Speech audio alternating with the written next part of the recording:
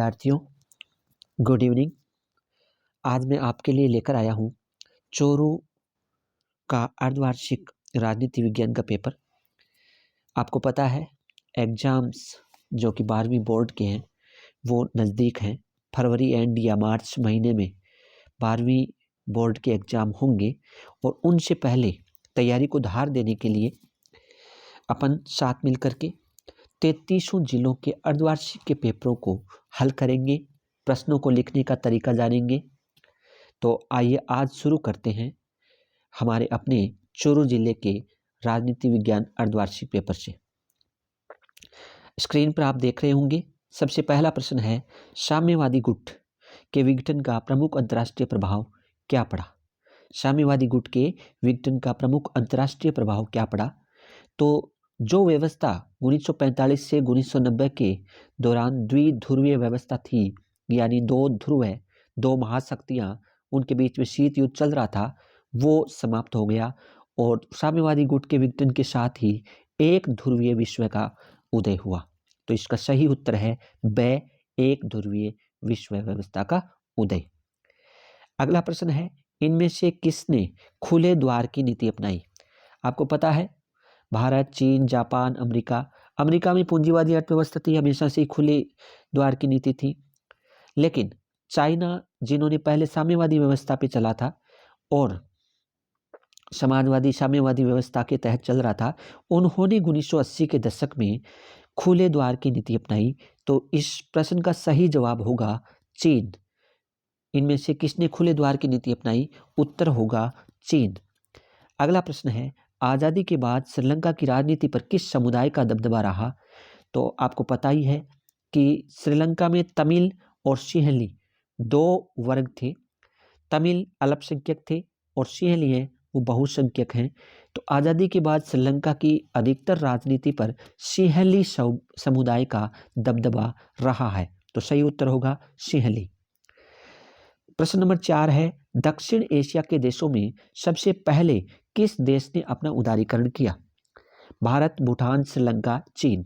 तो दक्षिण एशिया के देशों में सबसे पहले उदारीकरण श्रीलंका ने किया। हालांकि श्रीलंका की स्थिति अच्छी नहीं थी, तमिल और सिंहली समुदाय के बीच में विवाद था और इसी दौरान गृह युद्ध तक की नौबत आ गई थी। लेकिन सबसे पहले उदारीकरण की नीति अपनाने वाला दक्षिण एशियाई देश श्रीलंका था।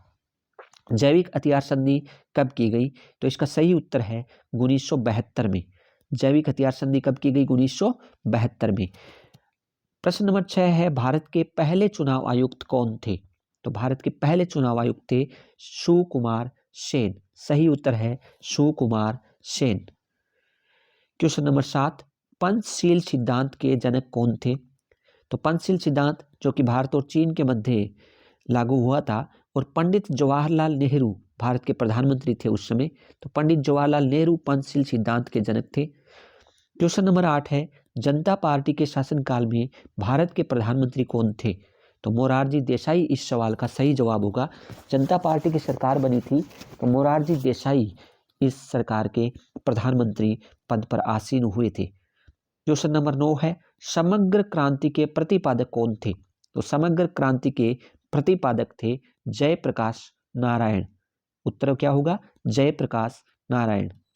1971 के चुनाव में कांग्रेस ने कौन सा नारा दिया? तो 1971 के चुनाव में कांग्रेस ने नारा दिया था गरीबी हटाओ। जय जवान जय किसान ये नारा किसने दिया? ये लाल बहादुर शास्त्री ने दिया 1965 अक्टूबर में। और अच्छे दिन वाला अपने मोदी जी का है। तो 1971 के चुनाव में गरीबी हटाओ का नारा कांग्रेस की तरफ से दिया गया।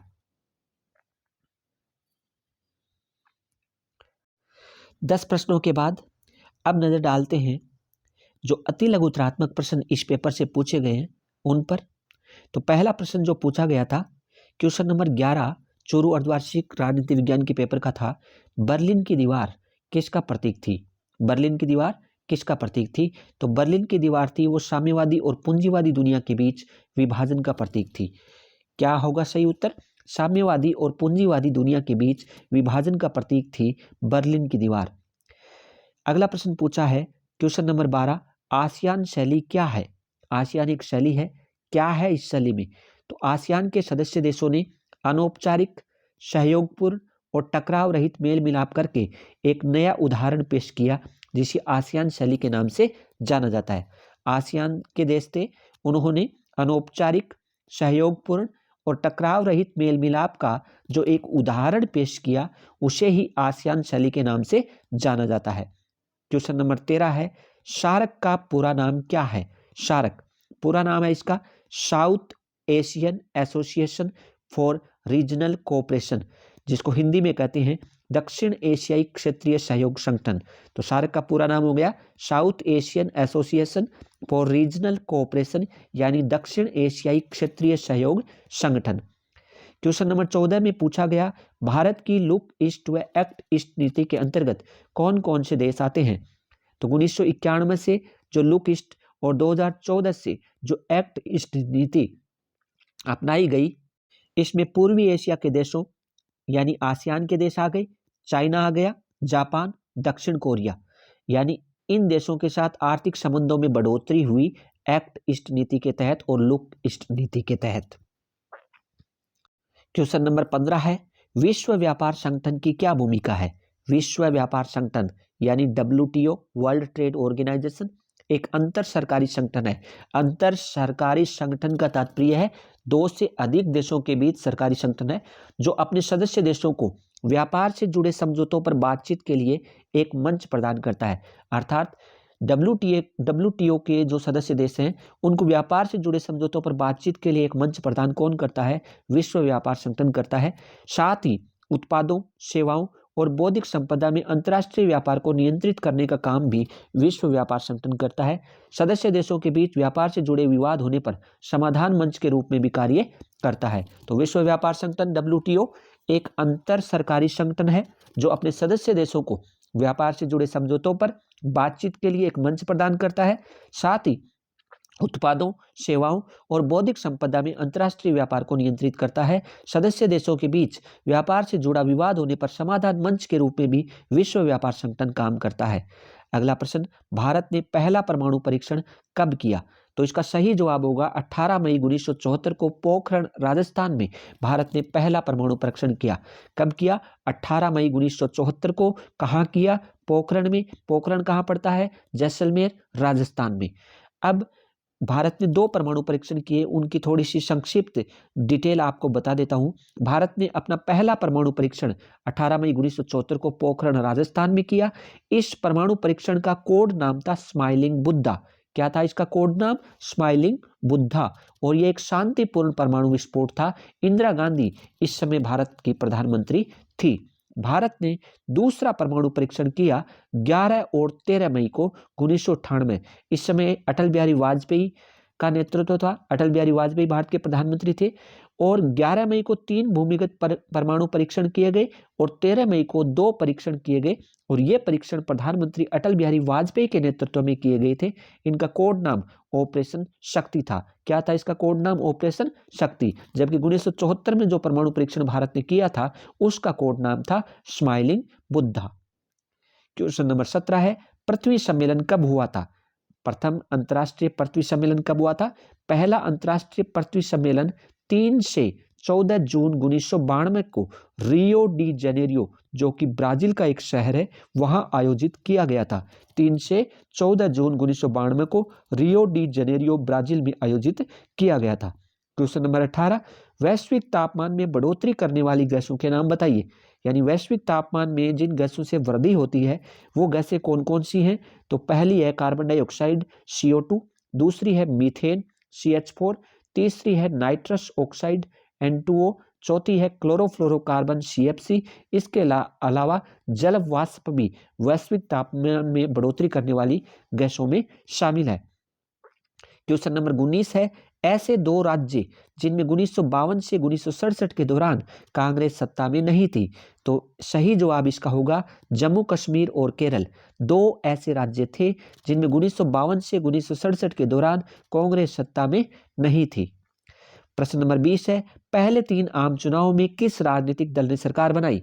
इसका सही जवाब होगा कांग्रेस। क्वेश्चन नंबर 21, भारतीय जनसंघ के संस्थापक कौन थे? भारतीय जनसंघ, जो कि आजकल बीजेपी के नाम से जानी जाती है, उसकी स्थापना 21 अक्टूबर 1951 को दिल्ली में हुई थी। कब हुई थी? 21 अक्टूबर 1951 को दिल्ली में। और इसके संस्थापक थे श्यामा प्रसाद मुखर्जी। हालांकि दो अन्य संस्थापक सदस्य भी थे, एक थे प्रोफेसर बलराज मधोक और दूसरे थे दीनदयाल उपाध्याय, जिनको भारतीय जनसंघ का पहला सचिव भी बनाया गया था। इस पार्टी का चुनाव चिन्ह दीपक था। अगला प्रश्न है क्वेश्चन नंबर 22, जय जवान जय किसान का नारा किसने दिया? तो इसका सही उत्तर है लाल बहादुर शास्त्री ने अक्टूबर 1965 में जय जवान जय किसान का नारा दिया, जब भारत पाकिस्तान का युद्ध हुआ था।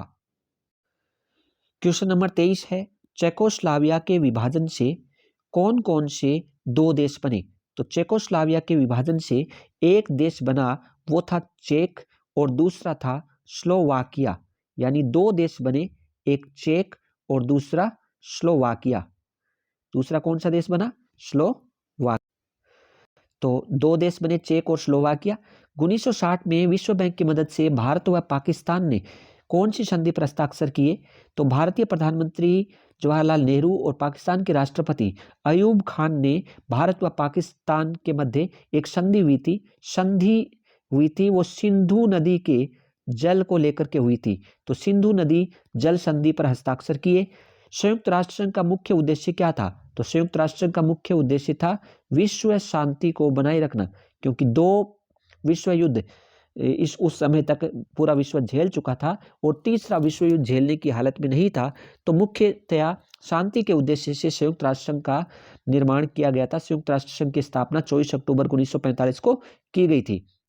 क्वेश्चन नंबर 26 है, लोकसभा के पहले आम चुनाव में 16 सीटें जीतकर दूसरे स्थान पे कौन सी पार्टी रही थी? तो दूसरे स्थान पे जो पार्टी रही थी वो थी CPI, यानी communist party of India. Communist party of India. अगला प्रश्न है, ऑपरेशन फ्लड किससे संबंधित है? तो ऑपरेशन फ्लड है वो दूध से संबंधित है। किससे संबंधित है? दूध, मिल्क से रिलेटेड है। क्वेश्चन नंबर 28, राष्ट्रीय आपातकाल अनुच्छेद यानी किस अनुच्छेद के तहत राष्ट्रीय आपातकाल लगाया जाता है? तो इसका सही जवाब होगा अनुच्छेद 352 के तहत राष्ट्रीय आपातकाल लगाया जाता है। तो इस प्रकार ये छोटे वाले 28 क्वेश्चंस को हमने हमारे इस वीडियो में देखा। अगले जो प्रश्न होंगे लघुत्तरात्मक प्रश्न और बड़े लघुत्तरात्मक और इसके अलावा निबंधात्मक प्रश्नों का अध्ययन हम अगले वीडियो में करेंगे कल। तो अगले वीडियो में कल करेंगे। शुभ रात्रि।